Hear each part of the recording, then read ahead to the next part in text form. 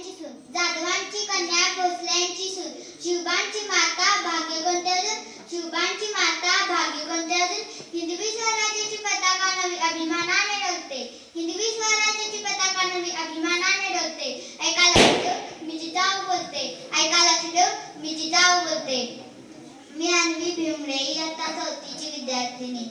मी आपल्या समोर जिजाऊंचे विचार व्यक्त करते. तो बाधाम तुम्हीचा काळ होता, महाराष्ट्र चौबाजूने शत्रूने वेदना केला होता. शत्रू गोरगरीब रयतेवर जुलूम करत होते, अत्याचार करीत. अशा काळात पारतंत्र्यात यश, स्वाभिमान, कीर्ती आणि मातृत्वाची देणे लाभलेल्या यदुवंशातल्या खुजीराव जाधवांच्या घरी म्हाळसा राणीच्या पोटी आमचा जन्म झाला. म्हाळसा राणीच्या पोटी आमचा जन्म झाला. 4 भावंडांच्या पाठीवर एक कन्यारत्न जन्माला आले म्हणून हत्तीवरून साखर वाटली. केवढे ते कौतुक हो आजच्या माझ्या बहिणींनो, मातांनो, तुम्ही स्वतः किती जणी आपल्या मुलीचे स्वागत खुल्या मनाने करता. हत्तीवरून साखर वाटण्याचा काळ गेला हो, पण खुल्या मनाने मुलीचे स्वागत करणाऱ्या माता ही खूप कमी, ही खंत आज मी व्यक्त करते. आमच्या मातोश्री म्हाळसा राणीने आम्हाला 6 वर्षाचे ज्ञान दिले. रामायण, महाभारत सोबतच नामदेवांच्या कथा आम्ही ऐकल्या व समजून घेतल्या.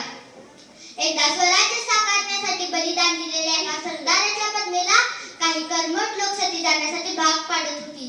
तर आम्ही विरोध केला, तर आम्हालाही धर्मविरोधक या कठड्यात उभे केले.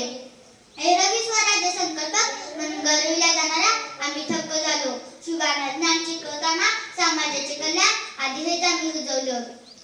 आमच्या मनात तयार झालेली हिरवी स्वराज्याची स्थापना प्रत्यक्षात साकार करण्यासाठी बलिदान दिलेल्या एका सरदाराच्या पत्नीला आमच्या मनात तयार झालेली हिरवी स्वराज्याची स्थापना प्रत्यक्षात साकार करण्यासाठी शुभांना ज्ञान, चारित्र्य, संघटन व पराक्रम अशा राजस्व गुणांचे बाळ पडू दिले व राजांनी सुद्धा आमच्या संस्कारांचे फलित केले व हिरवी स्वराज्याची स्थापना केली. जाता जाता एवढेच म्हणेल, जगातील प्रत्येक स्त्रीने आदर्श